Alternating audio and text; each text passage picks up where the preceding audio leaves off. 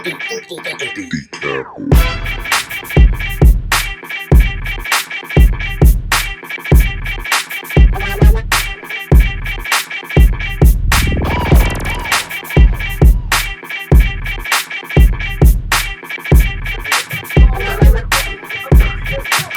tell Dustin what's up, what's up, what's up. What's up, y'all? Hey, y'all, so here we go. Another round of the Donta Show. It's Monday night with your boy Dante Morrison and DNA, the voice, Dana Dane. What's happening? And we still know what the voice stands for. It stands for... Yeah, we don't know what the voice stands for, but my boy DNA is here. And then we got a special guest on tonight. Tell him who you are. I'm Dustin Baker. I'm new to LA. And I'm here just representing. So what's up, everybody? It's like his love connection. Right. Any singles out there? I'm single. Right. Dustin is single, and are you ready to mingle? Sometimes. It depends. All right. Put on your swag voice. Drop it down. What's good, everybody? How you doing? Dustin. No. Next. So tonight's show is going to be interesting. We got a lot of good topics coming up. A lot of good topics. Hey, what's up, Bridget? What's up, Bridget? Yes, Frat. SINGLE. All caps, all caps, all caps. Inbox and DM friendly. So go ahead and start now. Dustin Baker. Free 99. Right, Free 99. Right. So before we go any further, I want to give a big shout out to everyone who donated to my AIDS Walk fundraising page. On yesterday, the LA AIDS Walk occurred, and your boy made, $1,015. So I just want to say thank you to everybody who donated, who gave, whatever amount was really appreciated. It makes a huge difference. So, and plus, I now look better, because they know I'm raising money for the cause. I do work for APLA Health. So the AIDS Walk, the money goes towards continuing services people living with are impacted by HIV. So we have a food pantry, we got all kind of services. So all the money's earned, it goes towards sustaining those services and making sure the people living with HIV are getting the care and services they need. So thank you all for donating to the cause. Thank you. I truly, truly, truly appreciate it. And if you didn't get a chance to donate, it's not too late. You can still go to my page and give. You can still give. You have until the end of the month to donate, and we do appreciate it. I do appreciate it. However, let me say this. What's up, Cuzzo? There she go. That's my ride or die. Let me say this. So I did the AIDS Walk on yesterday. You did? Yeah, I did. And at the AIDS Walk, it was 3 miles. 3 miles. You make it 3 miles? I made 3 miles. Without stopping. 3 miles. My boy Charles Cryer walked with me, and Charles raised $1,795. Wow. Give it up for Charles Cryer. Charles Cryer did that. So me and Charles, we walked the walk yesterday. One thing we did notice, though, all of you know that I work in the field of HIV education, prevention, awareness, potato, yada, yada, yada. But being that HIV is heavily impacted the African-American community, you would think you would see more African-Americans out there.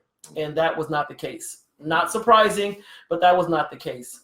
So HIV rates are still hitting minority communities, Black and Latino. African-American, gay and bisexual men and African-American women are amongst the highest rates of new infection.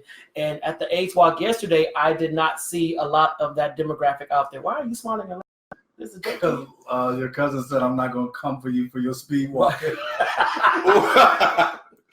This is serious. I'm talking serious right now. I'm talking really serious right now. Could you see him in his little shorts walking fast? Like, oh boy, what was that, next Friday? Are we there yet? Right, just going. Just get, okay, so anyway. Hey! People didn't come out. So my question is, why do y'all think Blacks ain't out at the AIDS Walk? If it's heavily affecting our community, why are we not out there making that? What time was it at? It was I was there at 8:30 in the morning. There it is. The walk started at 10. I finished it around 11:30-ish. It was on a Sunday. But Blacks. But most people are saved, right, and go to church. Most Black people are saved. Don't you do it? Because I'm like, were you in church yesterday? Yeah. During the AIDS Walk? You already know. Oh, you was there because you work in full-time ministry as a musician. Bedside Baptist. Bedside Baptist, Reverend Sheets. But a lot of people was probably at church or just hung over from Saturday night. Or trying to go find that pastor. Come on now, who Wilson? He busy. He busy. He wasn't at the wall. That tongue is busy. but yeah, so I mean, I wasn't discouraged because I work in this field, so I'm used to, you know, seeing certain communities not present. But I just think it would have been exciting. It'd have been exciting to see more of us out there, more melanin out there, since we're the ones that's being heavily affected by the epidemic, especially within communities of color. It'd have been phenomenal to see just a large Black contingent. But I also know that there's a lot of burnout. There's a lot of burnout. You know, the Black community in the past, they did their due diligence. You know, they were out there in record numbers, and it's just like, you know, dude, I don't walked it. This was like my 15th walk. And some folks have done it and done it and done it and done it. They like, we're waiting for the next generation to step in and take over, but that has not happened yet. But I'm not giving up. Do you think the torch will be passed? Do you actually think that the next generation will actually take that and go with it? Mm-mm. So y'all just gonna be out there with walkers and cane, and I say it's not gonna, because the face of the epidemic has changed. Yeah, you know, and Dustin used to work in the field. It's a cultural competency issue. You know, like they don't know the culture, but you want to serve the culture at the same time. And so because you don't understand the culture feels used. So you're not going to get a big participation from the community because they feel used at times. And it's a love-hate relationship, actually. Yeah. In some ways, at least. And also with the introduction of, you know, PrEP and all that kind of stuff, you know, people are like, well, just give me my little blue pill and I'll go out there and do what I got to do. You know, back in the day, it was like, well, how do I get it? What do I got to do? Yada, yada, yada. But now folks are just, you know, give me this pill and I may or may not use a condom. I don't know. But the pill, it keeps HIV away from me. So I'm all right. So I ain't got to walk and all that. But it doesn't matter because next year, everybody that watches the Donta Show, we're going to be out there. The Donta Show is going to have the largest contingent ever of an AIDS walkers. We're going to make that happen next year. All right. Next topic, DNA. DNA, what do you think about this one? What do you think about this one? Is it privilege or no? Go ahead. So it shows here that Lori Harvey was cited for a hit and run in Beverly Hills, and she was released on site. I see here that a truck is overturned. A hit and run? Not just a truck, a G-Wagon. A G-Wagon. And she was released on site. I can't say that it was privilege. I don't. Was it her fault? We don't know. Mm-hmm. We're only getting what the media wants us to see because it's all entertainment. So they want you to get riled up over it. Released on site. But the thing was, but check that out right there. Not just released on site. It says she allegedly smashed into another car and attempted to flee the scene, but cops nabbed her. Law enforcement tell TMZ. Now, you know if it was on TMZ, it's factual. It's facts. It's factual. It ain't Bossa.com. It ain't slide. You know, it ain't that. Law enforcement tells TMZ Lori was cited Sunday night for a misdemeanor hit and run, delaying a police investigation.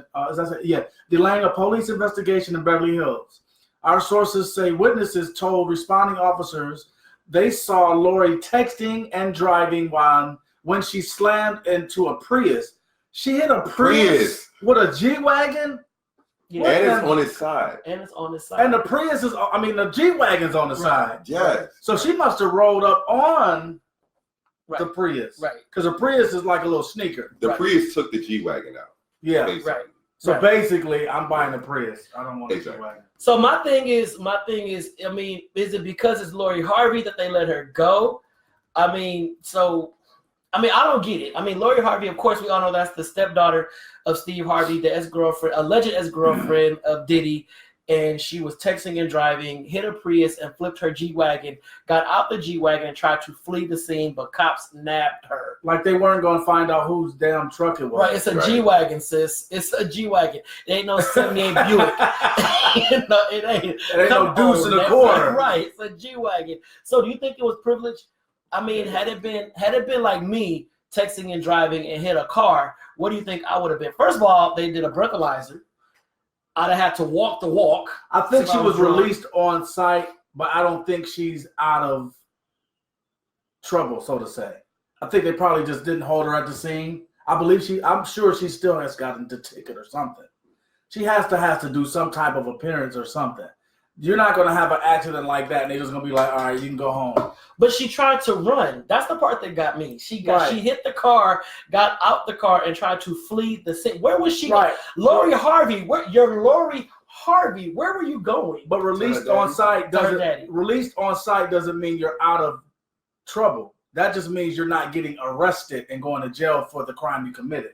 Yeah, and then and Charles just said property damage, misdemeanor, no bodily injury. She'll pay a fine. That's all. Right. And I wonder if the other person that she hit, are they going to sue? Oh, I would sue a fine for leaving the scene. Yeah, like if we left the scene, we in jail for 2 weeks. That's the part. That's the like, part that has me kind of confused. Yeah. She tried to flee the scene. I could see if she did the hit and then was sitting on the curb. But I think she has to actually be real dumb to try to flee the scene. Dumb or privileged? I think dumb. Well, look at Felicity Huffman. I don't know. Was she a powder puff girl or something? She paid off the schools to get her kids up in there. Oh, that one. Yeah, and but she still got arrested. She going to jail, right? 10 days? She's in jail now. 14 days. 14 days. She's in jail. That picture?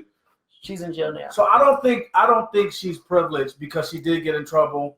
I think she was more so probably trying to just leave the scene to keep her last name out of the whole incident. Okay. But again, come on, Lori. Like they weren't gonna run the car, the plates, or whomever, and be like, yo. Right. Then they probably would have said, oh, Steve was driving it. And he got up out of there. So. Right. All right, Dustin, you take this one. Go take this one. Okay, what we got here? So Dennis Quaid, we see Quaid? Quaid. 65 years old, y'all, and he's engaged to a PhD student. Her name is Laura Savay, and she is 26 years old. Now, if you were 65 years old, would you be with a 26-year-old person? That's the question. Heck yes. But if you were 26 years old, would you be with a 65-year-old man? So all of my young girls, she's trying to get that money. I'll be with Dennis Quaid. She's trying to get that money. All my young girls who's viewing right now. She won't get with no average nigga. If you're under 30, would you date a dude that's 65? Would you date a dude that's 65? Well, would you date a rich dude that was 65? Mm-hmm. You think so? Mm-hmm. But they're doing it right now. People are doing that right now. Yeah. But I mean, but it's Dennis Quaid. No, but I'm saying young women are dating older guys with money right now that aren't even famous. Hold on, Justin just said something. I heard it. I let it slide. I didn't get to say, oh God. You know my oh Jesus. I didn't get to just say that. In the box. Right, put it in the box. I heard it. But I'm just saying, I mean, so young queens out there, would you date a 65-year-old king?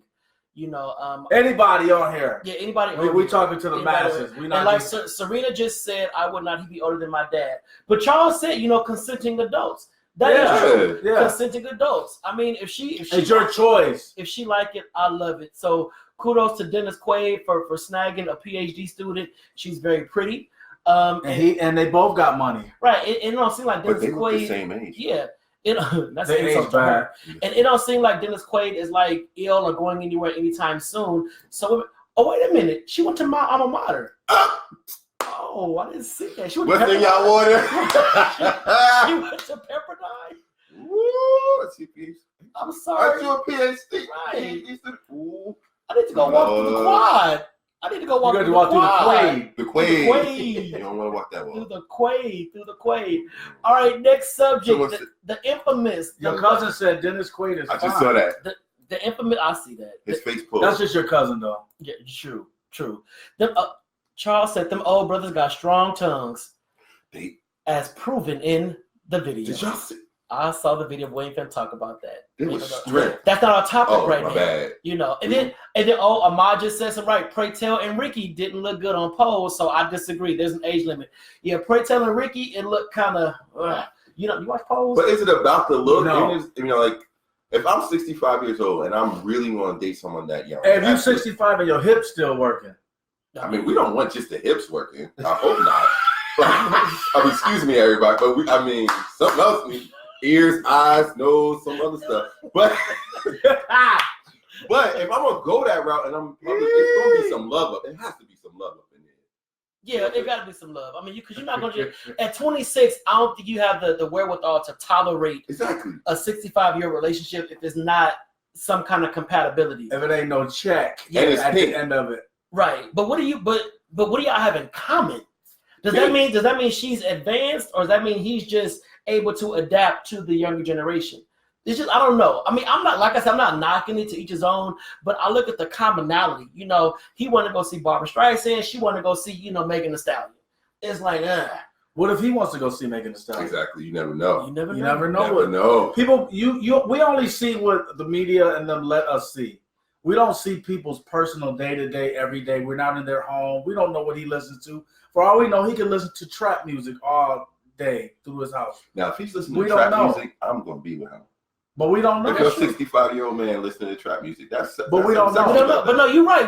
And like I said, just to be clear, so folks don't think we shaming folks. We have no problem with it. We're trying to get the views of the people. Yeah. I don't care. If Dennis pulling, hey, no problem. If she love it, hey, what she eat don't get me fat, and vice versa. So give it up for Dennis Quaid. You got some 39-year-olds that's single. Give it to Dennis Quaid. All right. Okay. Next on the roster is the infamous Kanye West.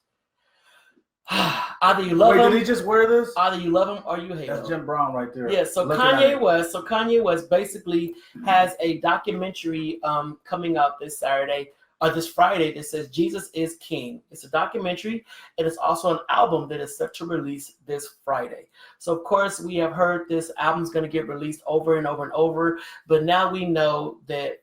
Well, I don't want to say for a fact, but this Friday is it. He posted it. Jesus is King. And from my understanding, it is going to be a gospel album, and it might be phenomenal. It is coupled with the documentary, and I think that we have seen the travels of Kanye West to get to this point. He built a choir. He's toured the country. He started his own church. He's also trying to start a 501c3 for the church. Unfortunately, it was denied per Kim Kardashian West, but he's going to go back and try to get the 501c for the ministry. So we don't know what's up Kanye's sleeve, but Kanye is definitely being Kanye. I don't trust you. So I mean, they're in Jamaica right now. I don't trust you. They're making it happen, and I think that over time we'll begin to see, you know, something good come from all this. So those of you who love Kanye, let's see some hearts. Let's sit back and let's see some hearts. If you love Kanye, if you're rooting for Kanye, let's see some hearts. Let's wait.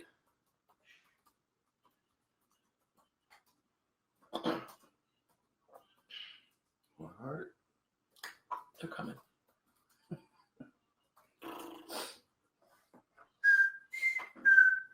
Oh, we got.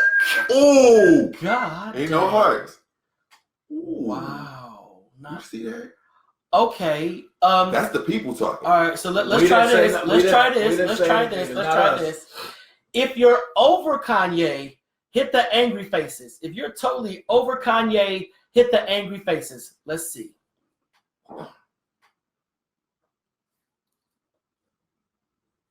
Oh, there goes some hearts. Some hearts.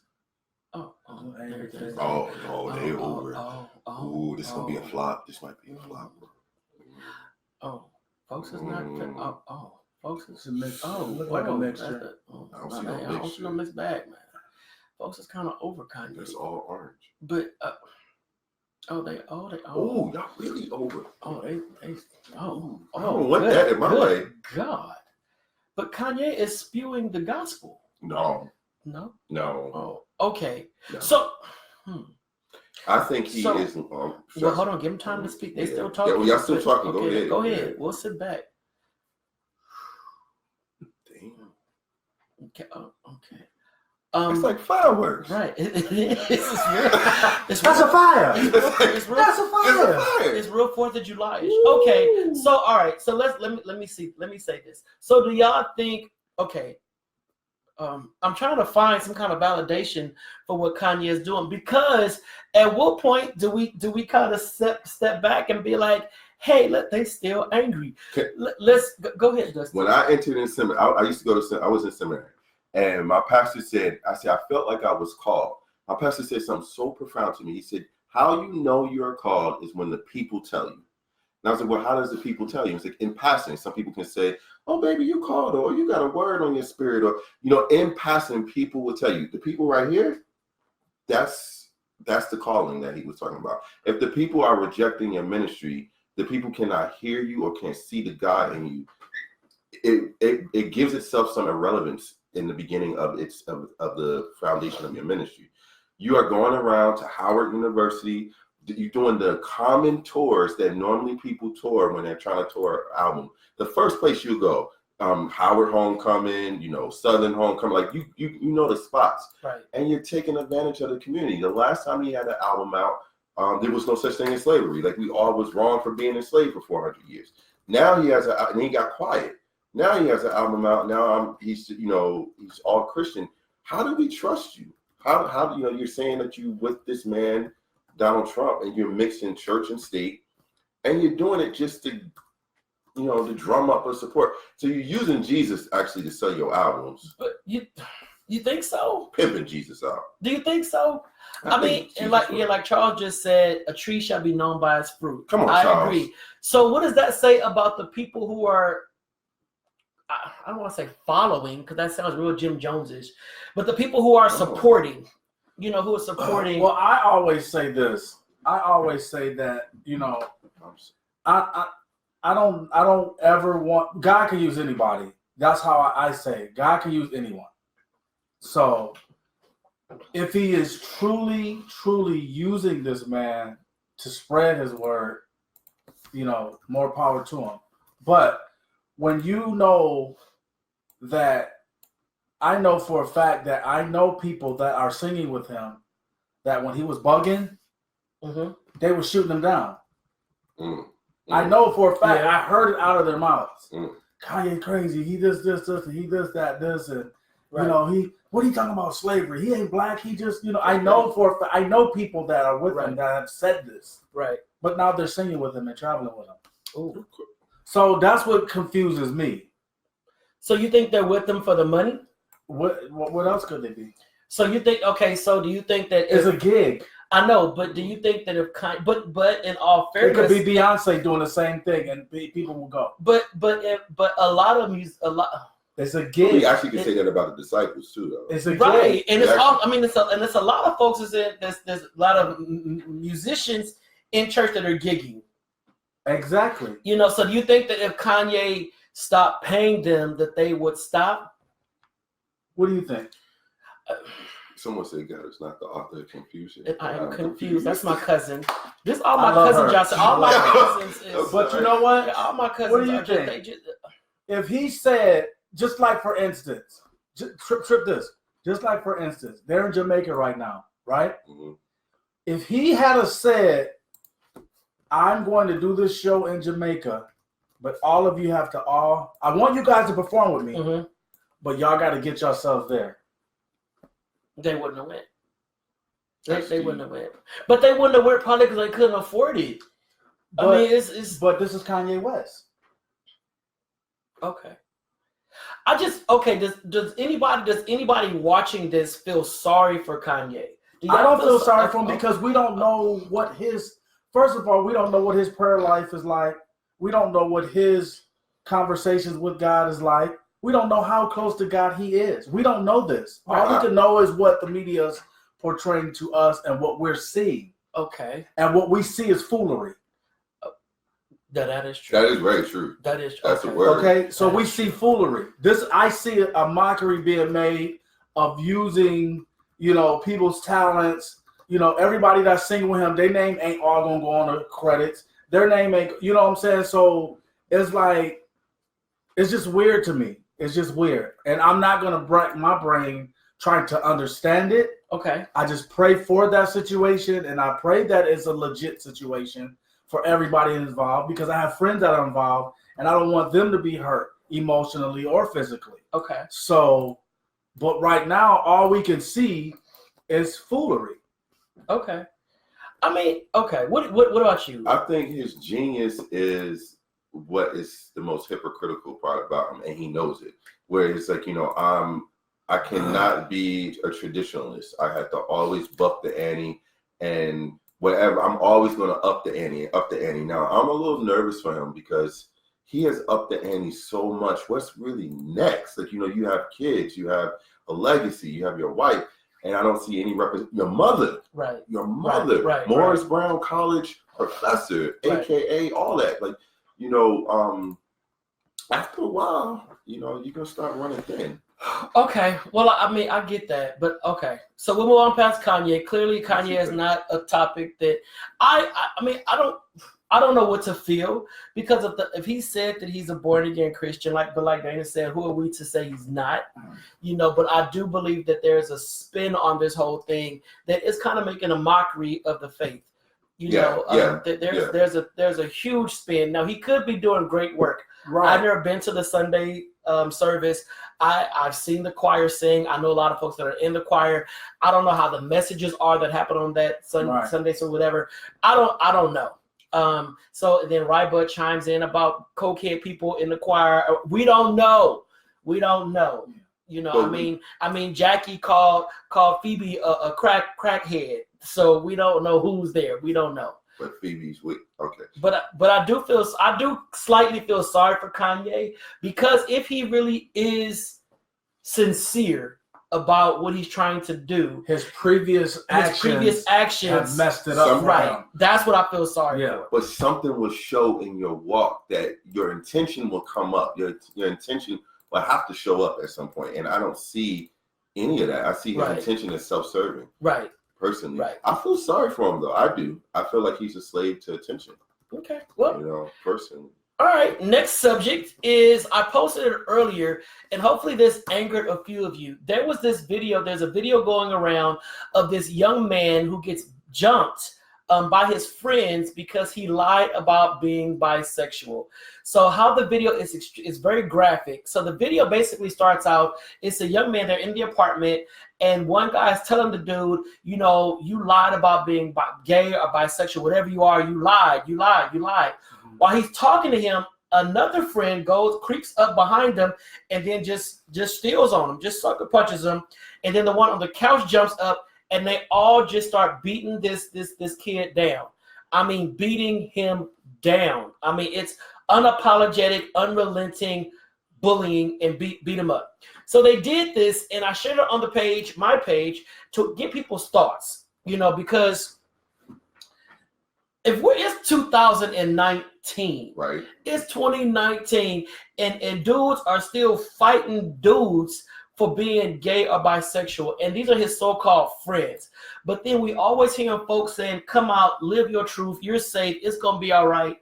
Why would anybody want to come out the closet if they're gonna be threatened with the kind of beat down that he got? I shared the link on the thread. If you want to go and check it out, you can. Like I said, it's quick, it's like 15 seconds, but it's horrible. It's horrible. I personally hope that all the guys involved in this beatdown get arrested and federally charged with a hate crime. That's what I hope. I hope they all get arrested and go to jail for a hate crime. It made no sense for them to do that to their so-called friend. All right, friend. It's disgusting. So what were your thoughts on it? I was disturbed.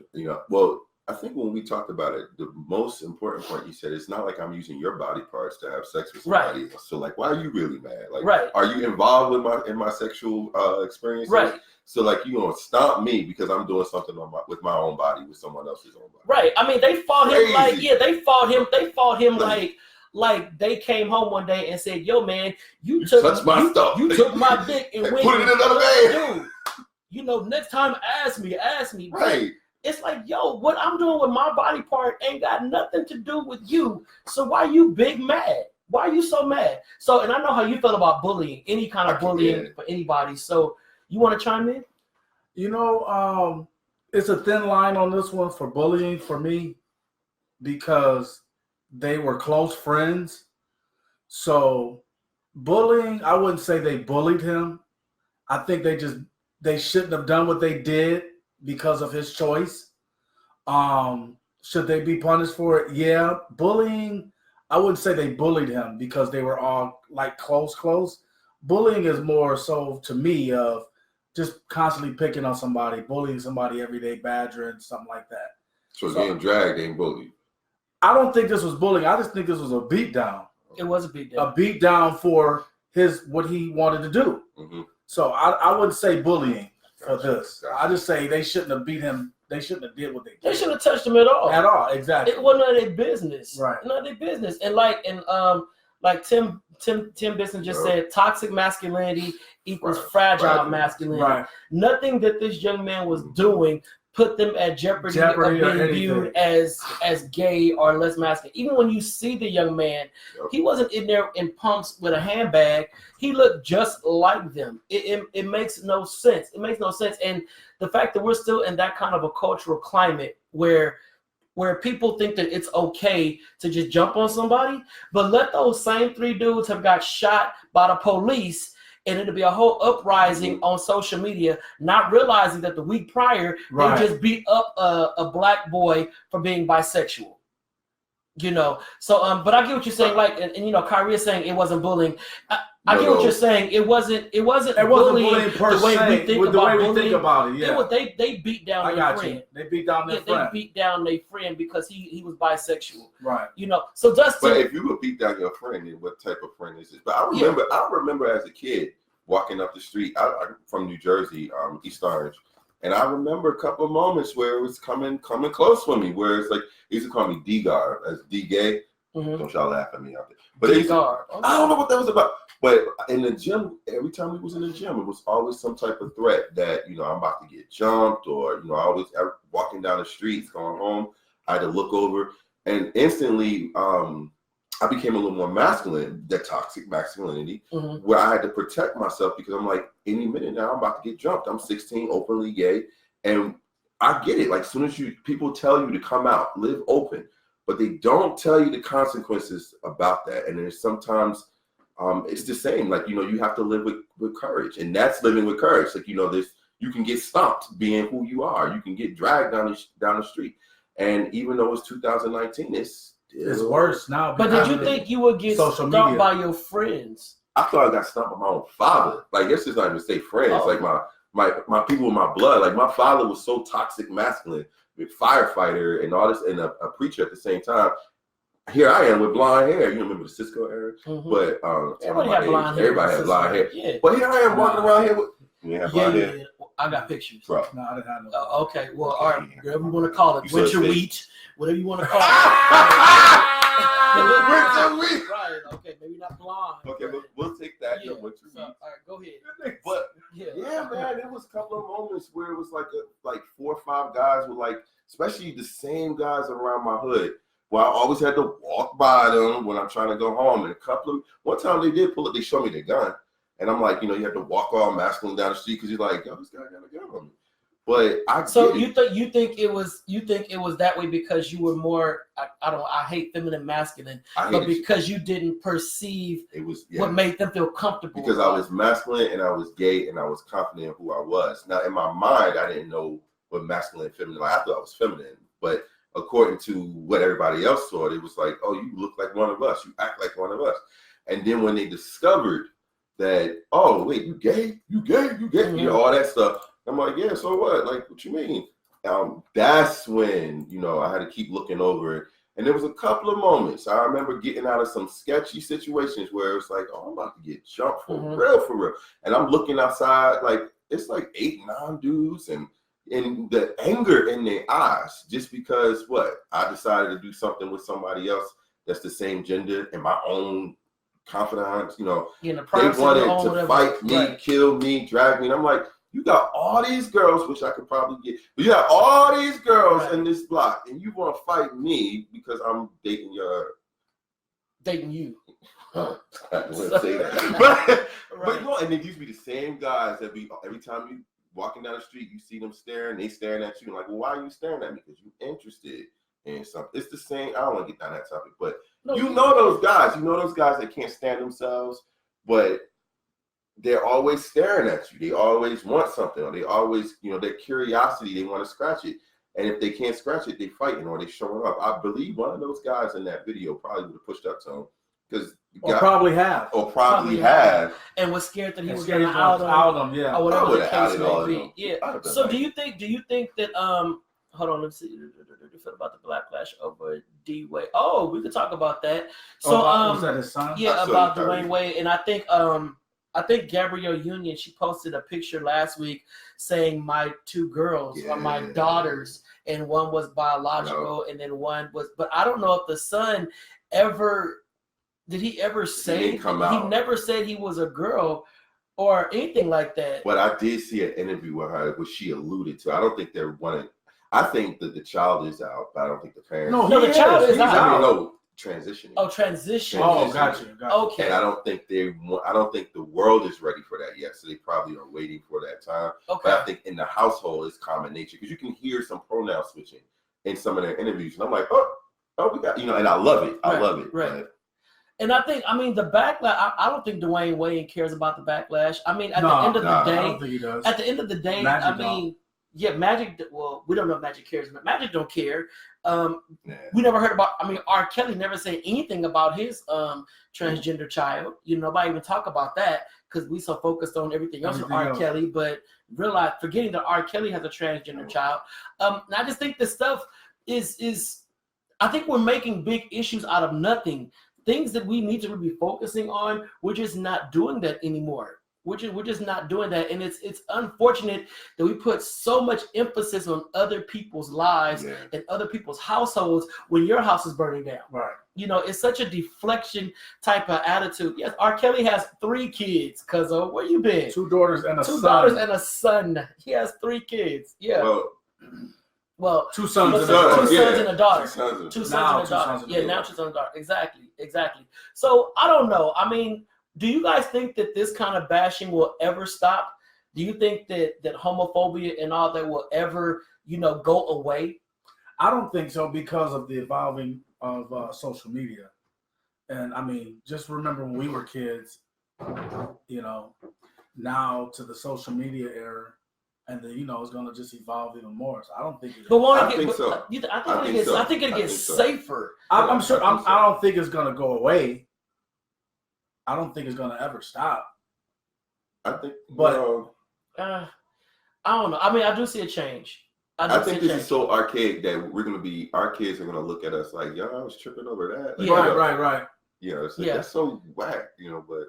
So if you think homophobia will go away or somewhat dissolve down to a level where no one really is tripping, hit some hearts. Let's put some hope out there. That should be right now. But it's not. Let's put some hope out there. Let's see what's going on. Because I know too many young gay kids out there that are living their best life. They're doing phenomenal, academically, athletic. They're in it. But I think the older generation is trying to still hold them back and saying, no, you cannot do that. You cannot be that way. No. Right. And I think it's more so, I don't want you to embarrass me.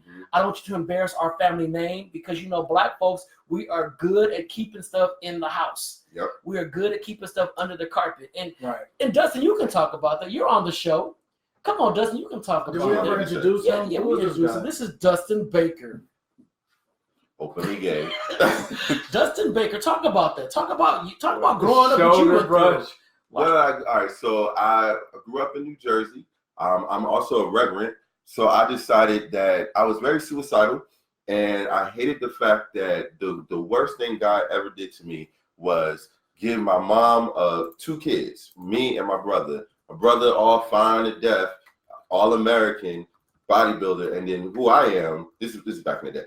Who I was, the gay one, the one that, that was more tolerated, not celebrated, and either a caricature. So every time I walked in the room, they always expect a joke, or they always expect me, hey girl, always expected this stuff.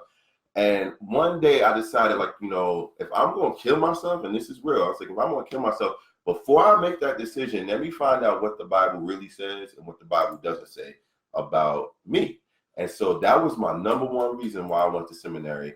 I learned Hebrew, I learned Greek, and I was openly gay at Howard University Seminary. And I told them, I'm like, listen, I want to pastor people who look just like me, but who feel just like me, and who was thrown away by the church. And when the church said, well, because you don't look like me, because you don't worship like me, because you don't act like me, you got to go and you're not of God. And once I went down that journey, it was the best discovery when I really, really discovered what the word says and what the word does not say. And it helped me with my prayer life. It helped me with, how I show up in the world.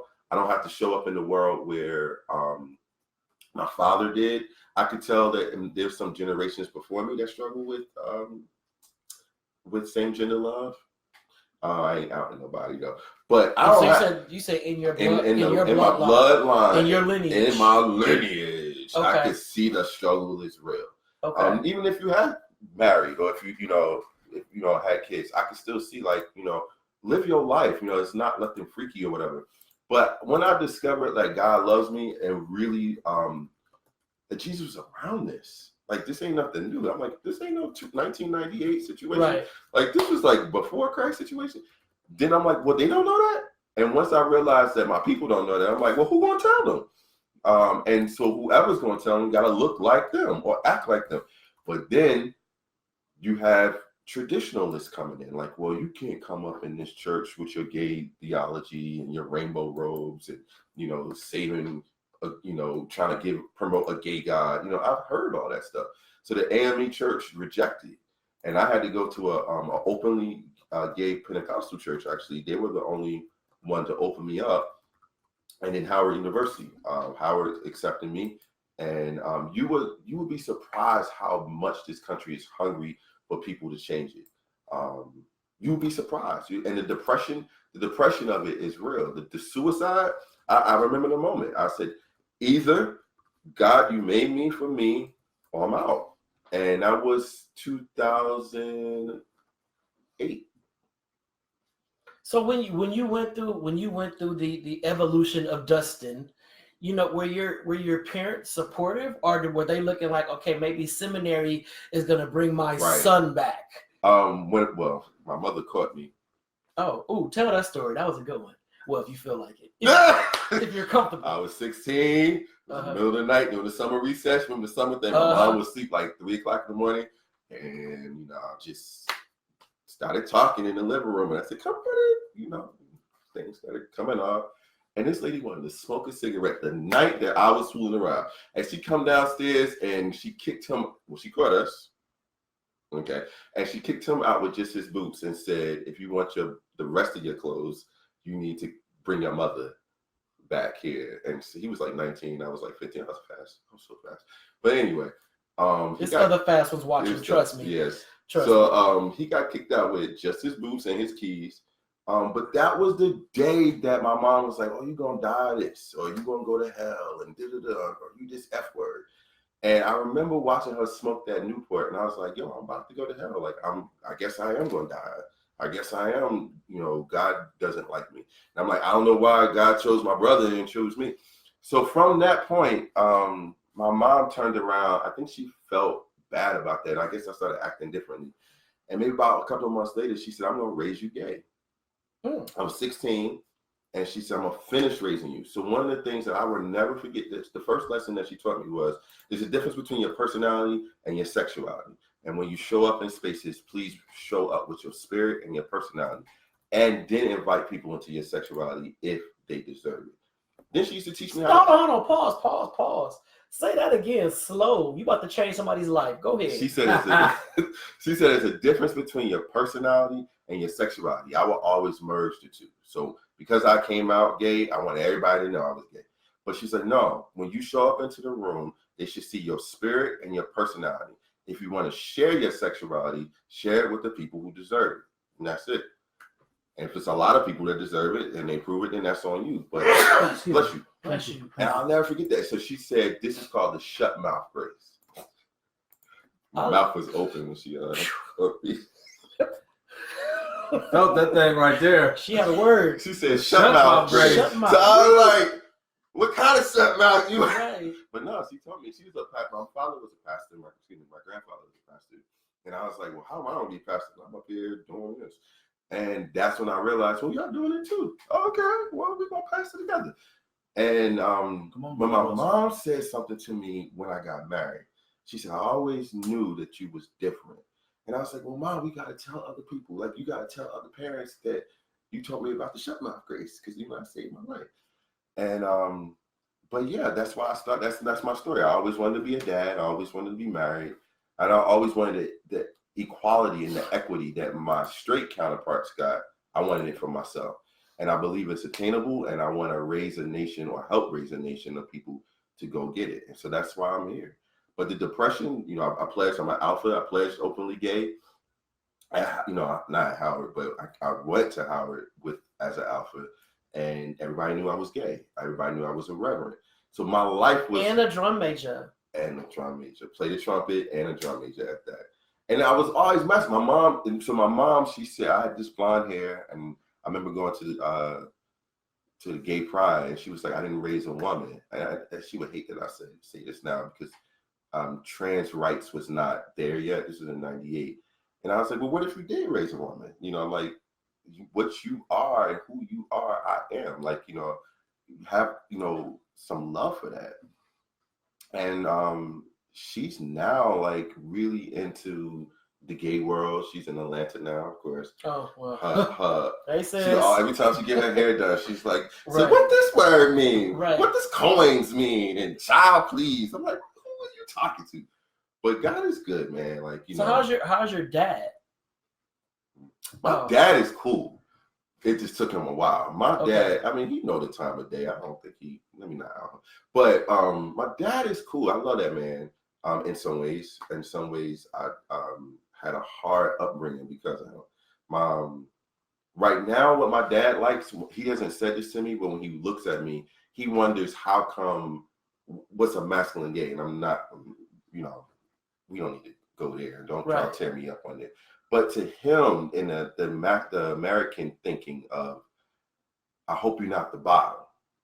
You know, that was always his thing. Like, I hope that my son is not the one getting it. And I'm like, but we're going to do it, right? Right here. Five? Oh, wait. Lock that sucker with 2 locks and throw that shit. He said, I know what I'm bringing the bell. I'm bringing the bell in next week.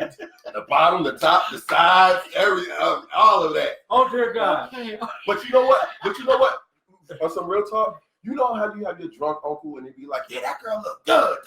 Yeah, I love me some. I can't say the word. Right. Why can't I do that? And so I always on the right, like, oh, you look good, man. Like, oh, and then I always watch the straight people in the room or even the women, like, they get uncomfortable. I'm like, I ain't coming for you, but I don't care. I'll be ready. I mean, and that's a good point because Dana, I get hit up all the time by a lot of people that say they love our dynamic. You know, having, you know, gay, straight in the same space, talking and laughing and joking and whatever. And they're like, you know, and Dana is straight. I'm like, yeah, he's straight. No, yes. They're like, is Dana straight? I'm like, Dana is straight. You know, like, are you sure? Trust me, Dana is straight. It is, you know.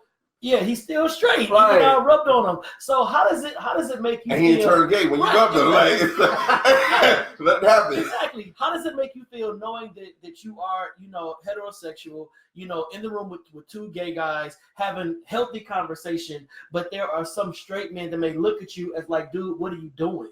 You know, or why are you there? You know, does that make you feel some kind of way from those kind of brothers that make those kind of comments? You know what? I really don't care what people think. I'm secure in my sexuality and you know where I am.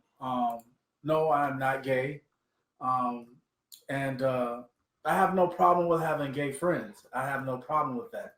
You know, you and whorebags are like my brothers.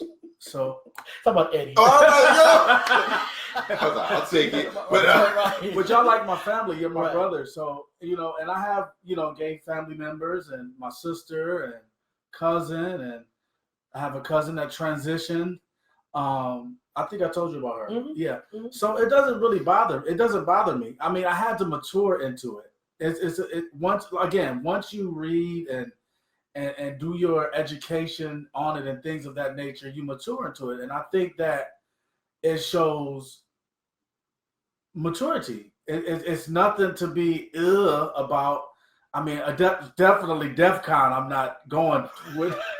Yeah, it's increments, it's y'all. levels. Don't think that Dana's just all, because we do have conversations off air. Because Dana's like, okay, now what does this mean? What is this? Right. And he's still going through the learning phase. Right. But the mere fact that he's open to having conversation, and I also think, and Dustin, you know, if I'm wrong, let me know. I also think that not it's mature. Mature. I said it right the first time.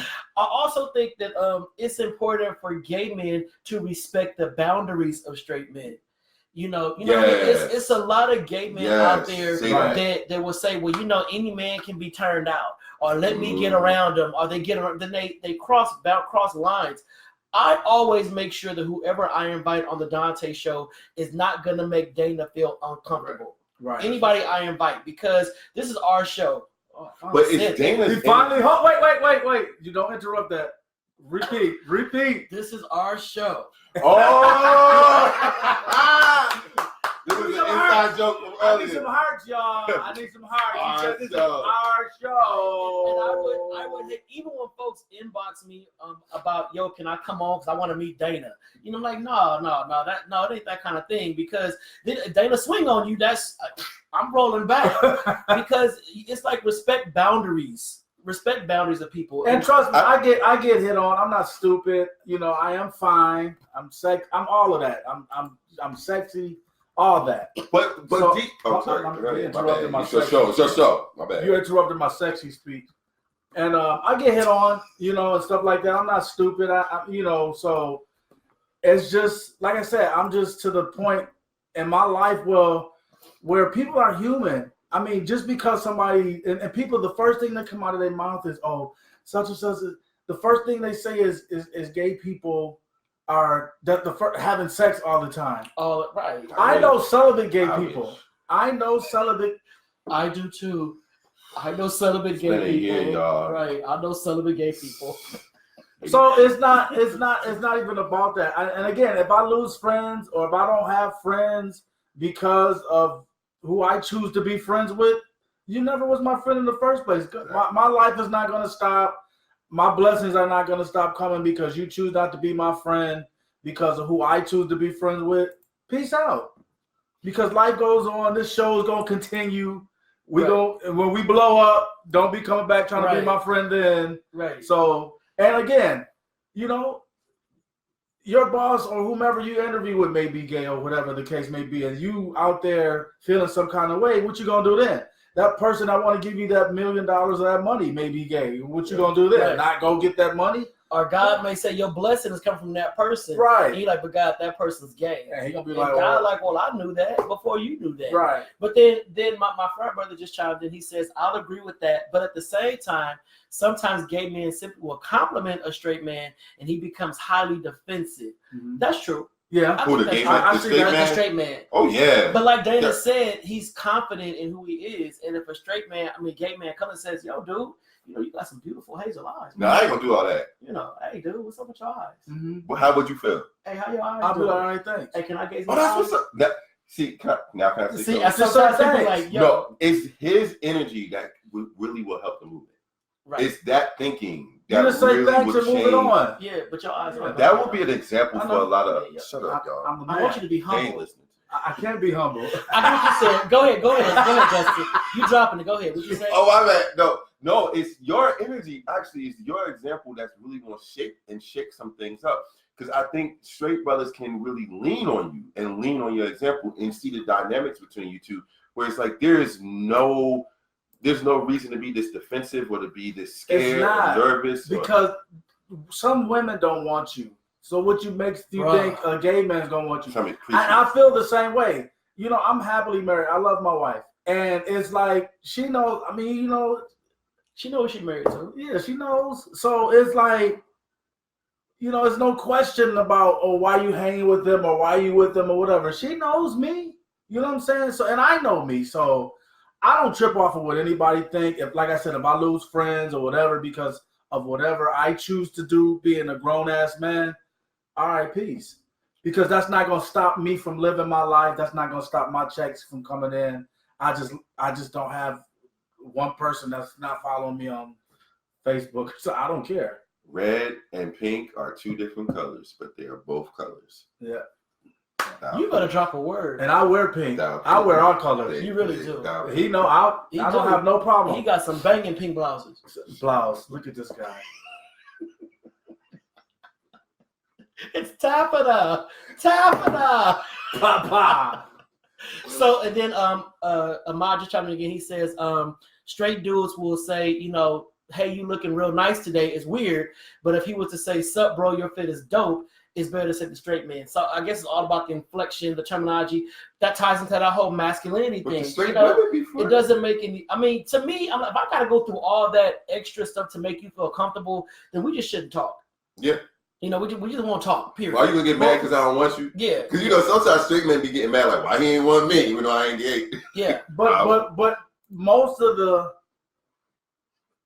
what is this? Who said that? Where's that? That's my homegirl Trey Lee. I love her. Compliment. Yeah, exactly. That's Right. my girl. I've been knowing her for years, and she's real 100 people. And she'll tell the truth. She speaks her mind. She will tell she's it. not on the show. And then shut your face. Yeah. And this is our show. And Go ahead. I'll drink my water. A lot going on. Listen, if you never had a kidney stone, you won't understand how important it is to hydrate. Listen, but no, that kidney stone killed me. Most comments probably come from DEF CONs. Okay, he's talking about feminine men. Okay. You know, feminine men that sometimes will take it too far. Yeah. And, you know, that you got, it's a certain comfort level. Right. I wouldn't even put myself in that arena. So, I mean, that's a whole nother show. Take it too far. Yeah, that's a whole nother Some of us like that, take it too far. Yeah, that's a whole nother show. Yeah. I mean, we can have Dustin Baker talk about that, but the whole feminine, masculine thing, you know, and just how it can be uncomfortable. And believe it or not, there's a lot of gay men that are uncomfortable around feminine gay men. Yeah. They're uncomfortable. A lot. And you can call it internalized homophobia, call it what you want to call it. But am I looking slim? Yeah. You would stop your point. You would. Thanks, Locke. He just stop his point. What's his name? Ahmad, that's just the camera angle. Stop his whole point. You see that I'm not on camera. You see how much space he's taking up. Let's give him his whole shot. Like, take the shot. Take the shot. Okay. All right. Bitter. All right. So, but no, we talked about the masculine man and the feminine man and how it can make some men uncomfortable, whether gay or straight. And then you have some gay men and some straight men that love the feminine brother. Right. You know, I think it's so many different nuances to just being a man that we have not just unpacked. And I think it's really important that we begin to do the work of unpacking that so that we can all come to some kind of common ground in how we treat each other. It makes no sense for that young man to get jumped the way he did by his friends. Right. That made no sense. But those are also the same kind of young men that will not take the time to unpack what it means to be a man. And if you were to ask those young men, I guarantee you, so what is it to be a man? Oh, getting some pussy, you know, making some money and all that. That's it. It's about who you having sex with and how much is in your wallet. And they think that's what being a man is all about. Being a man is so much more than just smashing the hoes. It's way more than that. But who's going to do the work to begin to have these conversations? Right. You know, like we're having right now, we're having a very solid conversation that some men may tune out on and say, oh, that's not about me. Oh, Dana done punked out. Donta and Dustin trying to change brothers' mindsets. No, we're trying to have very strategic conversations that's going to help build the community. I asked the question on yesterday to my cousin. So DJs, you don't know. You don't know. So we will protect our women, though. Let's be very. I just want to put that. I saw somebody in. We will. But I asked the question yesterday, and I'm not gonna make this tonight's topic, but I'm gonna have Kyrie on the show to talk about this. But I asked Kyrie Sinaj, Eddie Eason, and my cousin Keisha. I asked the question yesterday, and the question was this. Hey, Deidre, and the question was this: can Black people survive in a Black America? And before you start hollering, yes, my cousin and Kyrie, they went to 1,000. Yes, of course, yes. And I just sat there in a community. I sat there quiet and I said, let's strategically unpack this. Let's unpack this. Because what is a Black America? Because America is built on white virtues. So how do you find what is Black America? You know, and I think it would have to be a whole lot of discussion before we figure that out. So that's going to be a show that we're going to do. We're going to do that. Can Black people survive in a Black America? I see yes. You know, and that is just about, we got Black gay, Black straight, Black this, Black that. Can we all coexist in a Black America? I don't think so. Because again, like I just said, we can't even survive with each other in our own community. Look at Mr. Nipsey Hussle. But you know what I'm saying?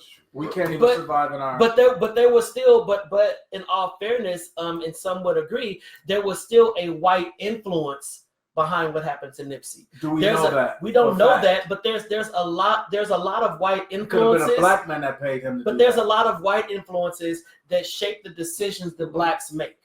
So some blacks are making decisions and doing certain things based upon white ideologies. Yeah. Because we don't really have a full understanding of what black is. But I come from the understanding that we built this. So like we have white virtues, but we built this. But we built it based upon the blueprint of white people. Yeah. But they my uncle told me this. Yeah. He told me this riddle. He told me this riddle a while ago. And it may not make sense to you all, but it may. You have a Italian guy, a Polish guy, a German guy, and just all of these different nationalities of guys in a room. Mm-hmm. And then you hear me say all of those nationalities. Mm-hmm. But then when the black man comes in, they all automatically turn white. Mm-hmm. And it's just one black man in the room. So it's just weird how you can be from Poland, you can be from Switzerland, you can be from Ireland in a room, but when the black man comes in, y'all all turn white and he's just black by himself. But everybody loses their nationality now. Their ignorance comes at us though, because they say that about Africans. You know, it's all these countries in Africa, but then like, you know, you're Nigerian, you're from Senegal, you're from Sudan, and all of a sudden it's just like, oh no, you're all African. And It's like we're not, we're different people. I don't know. So I'm going to invite my friend. I'm going to invite my friend, colleague, and classmate, Dietrich Neal, to come and discuss that question. I'll get a few. Maybe we'll just get a bigger room, and I'll have all kind of different perspectives to come. I think that's a good conversation, and I just think it's good to know because we got to do something to better the black community. Yeah, you know, and that comes with education. It comes with education, and it comes with really just facing what has been holding us down for decades. You know, and just begin to turn the tide on how we view each other, how we view community, how we view the black dollar, black economy, black business, how we shift all of that. We got to begin to do the work. And until we do that, we're going to stay on this hamster wheel. So let's just say next month. I know Dietrich will be in town next month. We have class in 3 weeks, actually. So I'll get Dietrich here. I'll get Dustin, you down? Yeah, I'll have Dustin here. I'll have Kyrie here. Y'all know Kyrie don't hold his tongue. You know, I'll have DNA here, and we'll just really unpack that and talk about. Have me here. I'm sorry. It's his show. It's his show. So we'll do that. So we'll unpack. Can black people survive in a black America? All right. Yeah. We go Wakanda that thing and really see what Wakanda is really all about. All right. So I think that wraps up our show tonight, fellas. Yeah. That wraps it up. I think it was a great show. That was a cool part one. Anything you want to add, Dustin?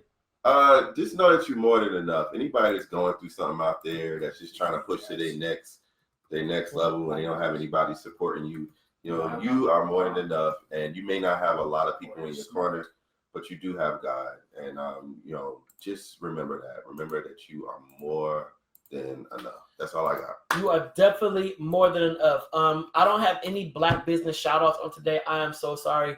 I didn't have time to get them all and collect them all that kind of stuff. But if you have a black business you want to shout out, go ahead and type in the website on the thread right now. You can do it right now on the website. I'm not on the website, on the thread, because we've done our closing comments.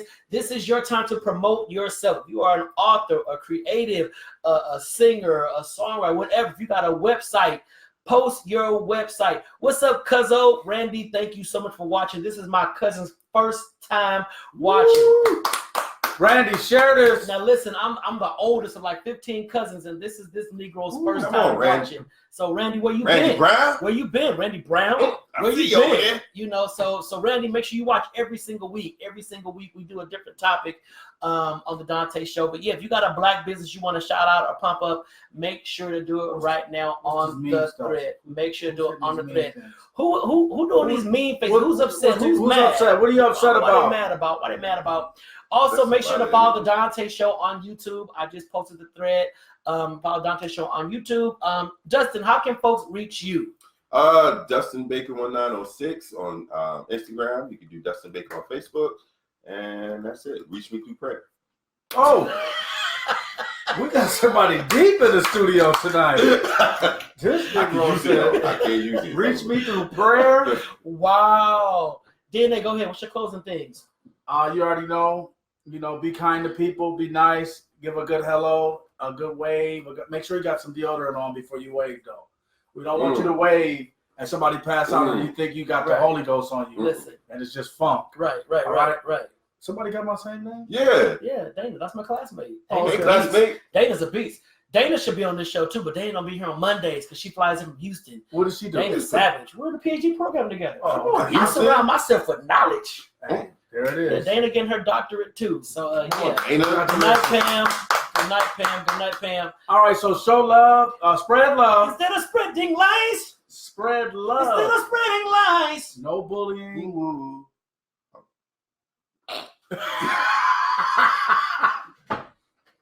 Did you just? Everybody, check the gate. You know who won't be back, right? So, Dana, all right. Dana, closing comments. Look at right. Right. I felt the Holy Spirit. If you interrupt me one more time, don't you have discernment? Don't you know when to shut up, my brother? All right, and we're back. That was a station pause. Right. Again, just spread love instead of spreading lies, and just be kind to everybody as you would want them to be to you, and no bullying and no picking on people, none of that stuff. All right, right. God loves everybody. God loves everybody, and so should we. Exactly. And my closing comments is like Dana just said, make sure you just speak to people. You're walking by somebody, especially somebody that shares the same melanin as you, give a head nod, give some dap, give something. There's a lot of folks walking around right now just wishing somebody would tell them hi, to let them know they exist, to let them know they do matter. So you can be that person to just shine the light on somebody's existence, all right? Also, check out my website, DanteMorrison.com, www.DanteMorrison.com. You will see what I do for a living outside of the Donta Show, as well as how to get copies of my books. I have 2 books available. The first one is The End of the Rainbow, and the second one is Yesterday Clarified. Both of them are filled with love, lust, and lots of smut. So if you want to read some good smut, go ahead and get my books. Cop my books and read some smut. Everybody reads smut in the midnight hour. Everybody reads smut in the bathroom. Everybody reads smut on the train. Read that smut and get your smut on. Stupid. I'm saying my books. I'm saying my books come on a large. Yeah, they come on a large jar of Vaseline. You get my books and a large thing of Vaseline, and you just go to work. Go to work and have a good time. Thank you. All right. So with that being said, we love y'all. We appreciate y'all. And our closing song on today, you may not know it, but you may. Hey! I got another classic. shout out. What's your shout out? Sorry about that. Hey, if you guys aren't doing anything this weekend, come out to Kobe's Steakhouse in Seal Beach. My band will be performing at 8 o'clock. It's in Seal Beach. And then Sunday at 5 o'clock p.m. we'll be at the Townhouse over in Inglewood. Be there. Be there or be square. All right. Who knows this one? What? Sing, Dustin. They was already laughing at his nose. I was doing my thing. Oh, that was it? Oh, go ahead. Shoulder work. Go, DNA. The way you treat me. All right. See, I can't sing like that. Where you at? To your thoughts of rejection. If you're with me, you're secure. Go ahead. You keep telling me there you go. That your time is always taken. I keep seeing you out alone. Listen to love. Your heart is surrounded with desire. Hey. To be a leader. Breaking my heart.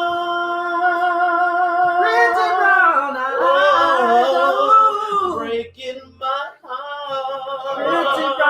heart. Yeah. Breaking my heart.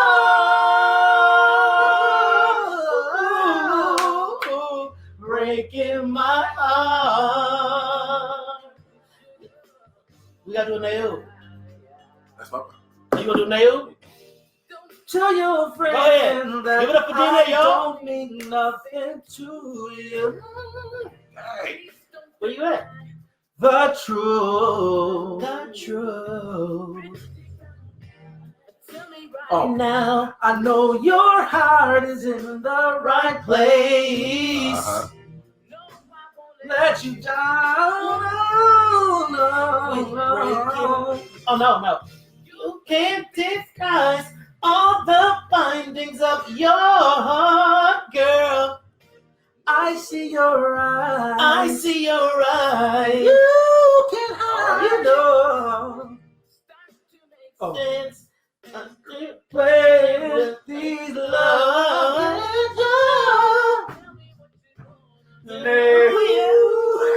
Quit breaking my heart. Yeah, breaking my heart. Ooh. Yeah, quit breaking my heart. Ooh, yeah, breaking my heart. What? I got old pipes.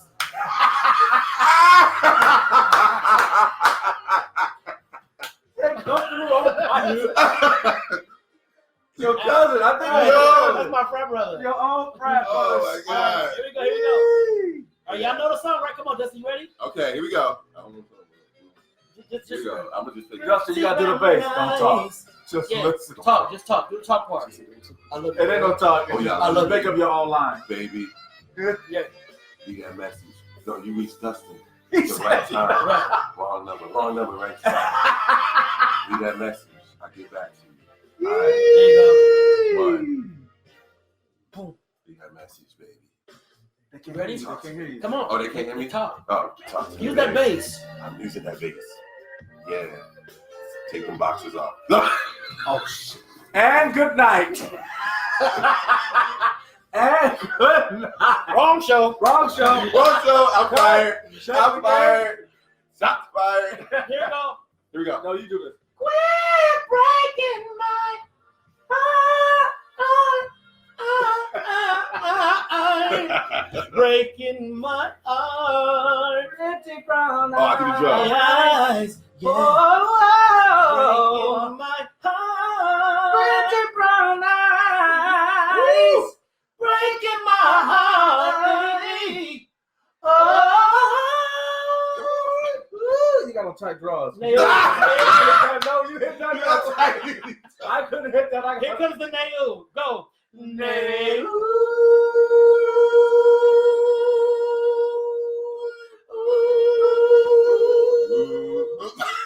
Nigga, get on, King. Right.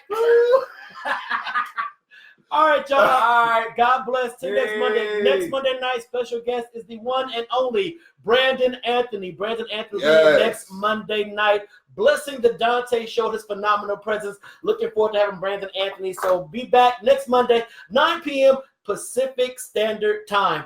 Be blessed and be a blessing to someone else. All right, y'all. Later. Peace. Peace.